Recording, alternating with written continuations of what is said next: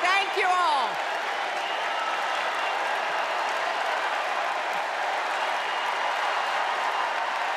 Thank you, thank you. Thank you, thank you. Thank you so much. Wow. There's a lot of energy in this room, just like there is across the country.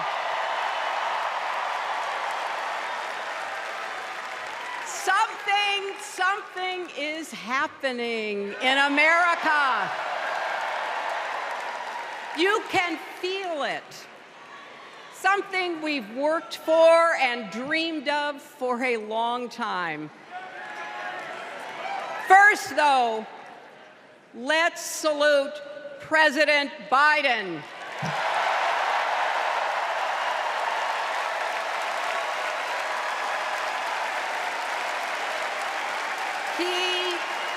He has been democracy's champion at home and abroad. He brought dignity, decency, and competence back to the White House.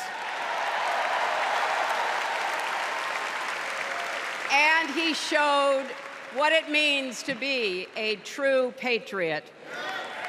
Thank you, Joe Biden, for your lifetime of service and leadership.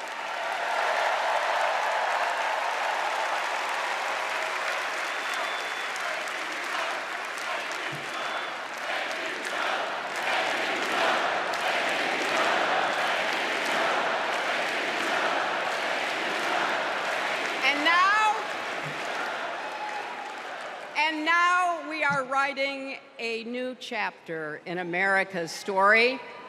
You know, my mother Dorothy was born right here in Chicago before women had the right to vote. That changed 104 years ago yesterday. Think about it. Tennessee became the final state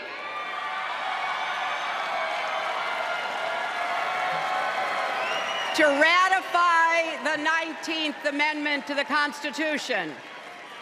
The state legislature was deadlocked until one lawmaker's mother, a widow who read 3 newspapers a day, sent a letter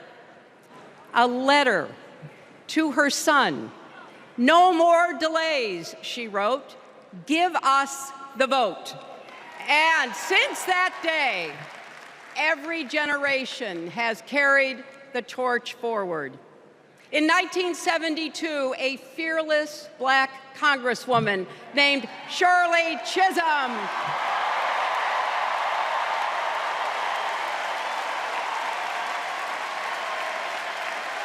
she ran for president. And her determination let me and millions of others dream bigger, not just because of who she was, but because of who she fought for. Working parents, poor children, the last, the least, and the lost. In 1984, I brought my daughter to see Geraldine Ferraro, the first woman nominated for vice president. If we can do this, Jerry said, we can do anything. And then there was 2016, when it was the honor of my life to accept our party's nomination for president.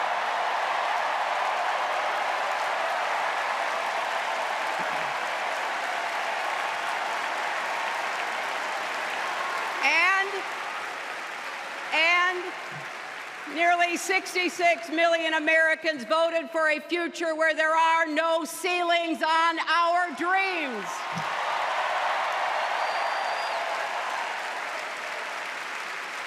And afterwards, we refused to give up on America. Millions marched, many ran for office. We kept our eyes on the future.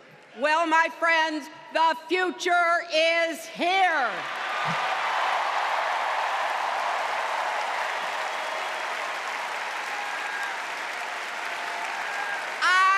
wish my mother and Kamala's mother could see us. They would say, keep going.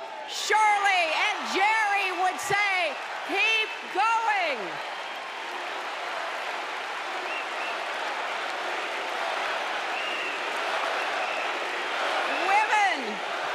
Women fighting for reproductive health care are saying, keep going. Families building better lives, parents stretching to afford child care, young people struggling to pay their rent. They're all asking us to keep going. So, with faith in each other and joy in our hearts, let's send Kamala Harris and Tim Walz to the White House.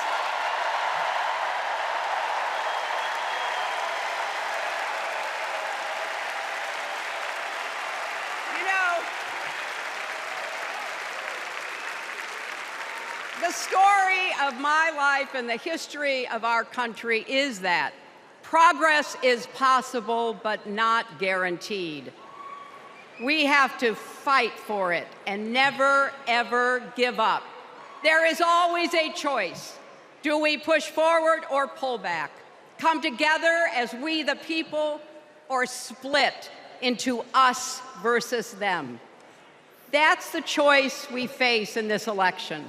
Kamala has the character, experience, and vision to lead us forward.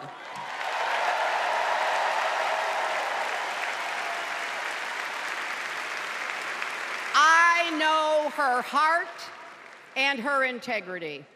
We both got our start as young lawyers, helping children who were abused and neglected. That kind of work changes a person. Those kids stay with you. Kamala carries with her the hopes of every child she protected, every family she helped, every community she served. So as president, she will always have our backs, and she will be a fighter for us.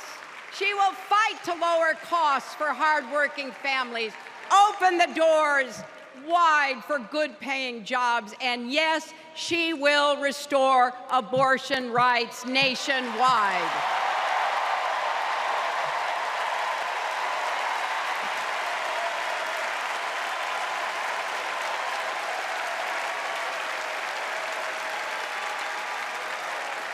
As a prosecutor, Kamala locked up murderers and drug traffickers. She will never rest in defense of our freedom and safety.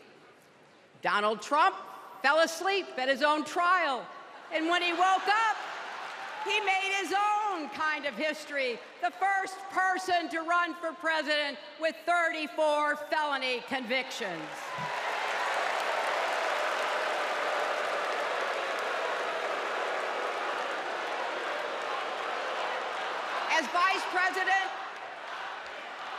As Vice President, Kamala sat in the Situation Room.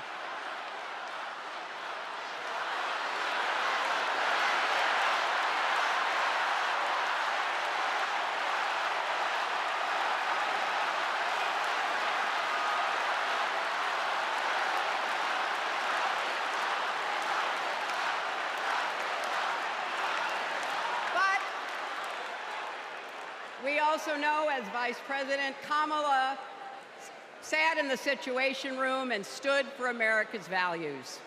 I know what it takes, and I can tell you, as Commander-in-Chief, Kamala won't disrespect our military and our veterans.